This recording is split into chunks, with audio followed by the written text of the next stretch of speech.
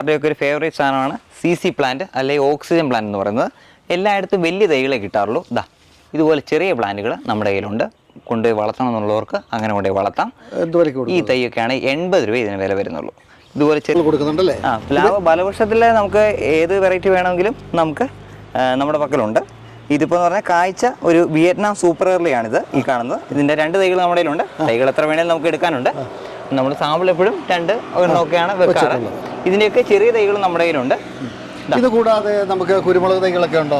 ഇഷ്ടം പോലെ ഉണ്ടാവും. കുരുമുളക്, കാപ്പി, ഏത് വെറൈറ്റി വേണമെങ്കിലും നിങ്ങൾ പറഞ്ഞു കഴിഞ്ഞാൽ നമുക്ക് എത്തിക്കാൻ സാധിക്കും. പിന്നെ ഈ ഒരു വെയിൽ മൂത്തുക സമയത്തേക്കാളും മഴയൊന്നാകുമ്പോഴാണ് നമ്മൾ കൂടുതലായിട്ട് ഇത് കൊണ്ടുവരാറ്.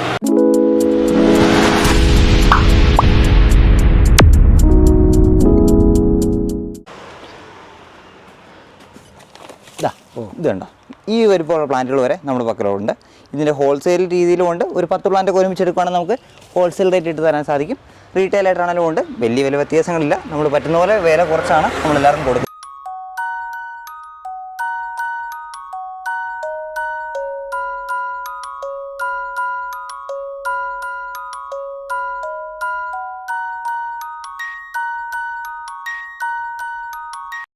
നഴ്സറിയിലെ സാമാന്യം വലിപ്പമുള്ള വലിയൊരു പ്ലാന്റുകളായത്. ഇതിന്റെ പേരെന്താ? ഇതിന്റെ പേര് ഫിഡിൽ ലീഫ് ഫിഗ് എന്നാണ് ഇതിന്റെ പേര്.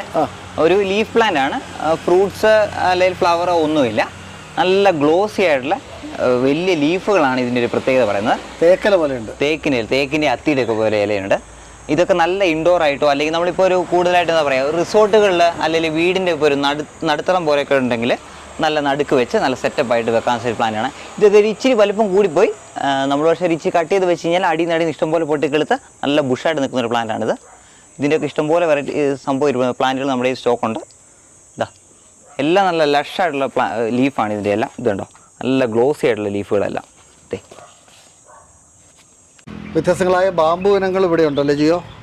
ഇഷ്ടംപോലെ എന്തെല്ലാം ബാമ്പൂസാ ഉള്ളത്? ഇതിപ്പോൾ നമുക്ക് 2 വെറൈറ്റി നമുക്ക് ഇവിടെ ഇരിപ്പുണ്ട്. ഇതിൻ്റെ സ്റ്റെമ്മ് നോക്കുമ്പോൾ തന്നെ നമുക്ക് കറക്റ്റായിട്ട് അറിയാം. ബ്ലാക്ക് ബാമ്പു ആണിത്. പിന്നെ നമുക്ക് റിസോർട്ടുകളിലൊക്കെ നമ്മൾ കണ്ടുവരുന്ന ഗോൾഡൻ ബാമ്പു നമുക്ക് ഇഷ്ടം പോലെ ഇരിപ്പുണ്ട്. ഇതൊക്കെ റിസോർട്ടുകാരും അല്ലെങ്കിൽ വീടിൻ്റെ സൈഡിൽ കൂടെയൊക്കെ വെക്കാനും ഒക്കെ ആയിട്ട് ആൾക്കാർ ഒരുപാട് മേടിച്ചുകൊണ്ട് വന്ന പ്ലാന്റുകളാണ് ഇതൊക്കെ. ഇതൊക്കെ നമുക്ക് റെഡി സ്റ്റോക്ക് അവൈലബിൾ ആണ്. ഫ്രൂട്ട്സ് പ്ലാന്റ്സിൻ്റെ ഒരു ഭാഗത്തേക്ക് നമ്മൾ കടന്നു. എന്തെല്ലാം പ്ലാന്റ്സാണ് ഉള്ളത് ജിയോ? നല്ല സൂപ്പർ നാഗപ്പൂർ ഓറഞ്ച്. ഓറഞ്ചിൻ്റെ വേറെ വിഭാഗത്തിൽ വേറെ ബാരി സ്വീറ്റ് എന്ന് പറഞ്ഞൊരു ഓറഞ്ച് നമ്മുടെ കയ്യിലുണ്ട്. കാണിക്കാം. ഈ കാണുന്നൊക്കെ ബാരി സ്വീറ്റ് എന്ന് പറഞ്ഞൊരു ഓറഞ്ചാണ്. ഇതൊക്കെ ചൂട് കാലാവസ്ഥയിലും കായ്ക്കുന്ന ഓറഞ്ചുകളാണ്. ഇതൊക്കെ ഒരു 1-1.5 കൊല്ലം മാക്സിമം മതി. അതിനുള്ളിൽ ഇതിലൊക്കെ കായിട്ട് നമുക്ക് കഴിക്കുന്ന രീതിയിൽ തന്നെ നമുക്ക് കിട്ടും.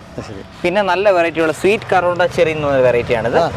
ഇതൊക്കെയാണെങ്കിൽ നമുക്ക് മധുര ലൈനിലൊന്നും ഇടാതെ നേരിട്ട് തന്നെ കഴിക്കാവുന്ന സൈസ് ഒരു വെറൈറ്റിയാണ് സ്വീറ്റ് കറോണ്ട ചെറി.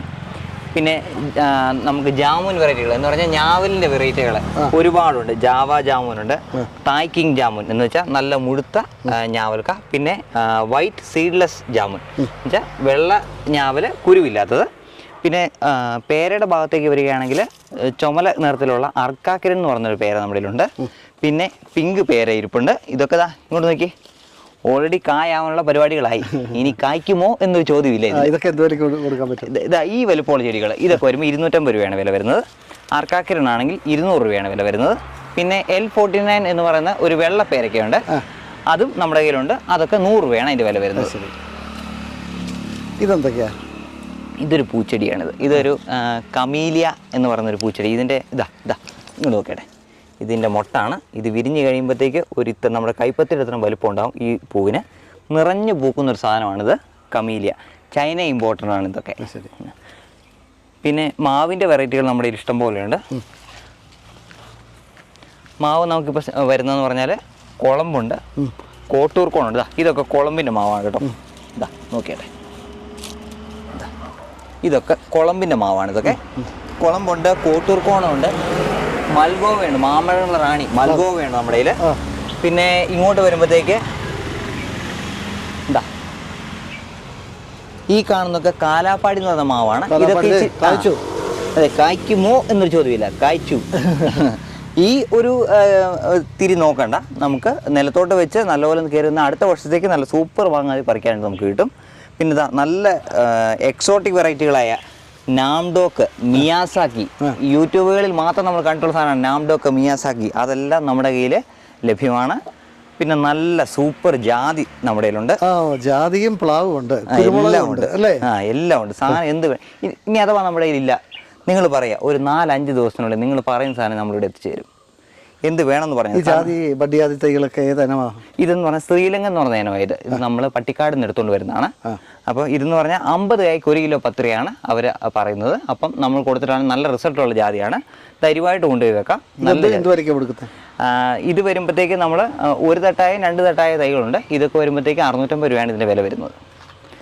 വേറെ വെറൈറ്റി ആയതുകൊണ്ടാണ് അത്രയും വരുന്നത്. സാധാ ബഡ്ഡിയാതി ആണെങ്കിൽ അത്രയും വില വരികയില്ല. പ്ലാവുകളോ? ഇതാണ് വിയറ്റ്നാം സൂപ്പർ. നമ്മുടെ ഫ്രണ്ടിൽ കായ്ച്ചിരുന്ന ഒരെണ്ണം കണ്ടില്ലേ, അതിൻ്റെ തന്നെ ചെറിയ തൈകളാണ് ഇരിക്കുന്നത്. ഇതൊക്കെയാണെങ്കിൽ 200 രൂപയാണ് ഇതിൻ്റെ വില വരുന്നത്. 1.5 കൊല്ലത്തിൽ ഗ്യാരണ്ടി കായ്ക്കും.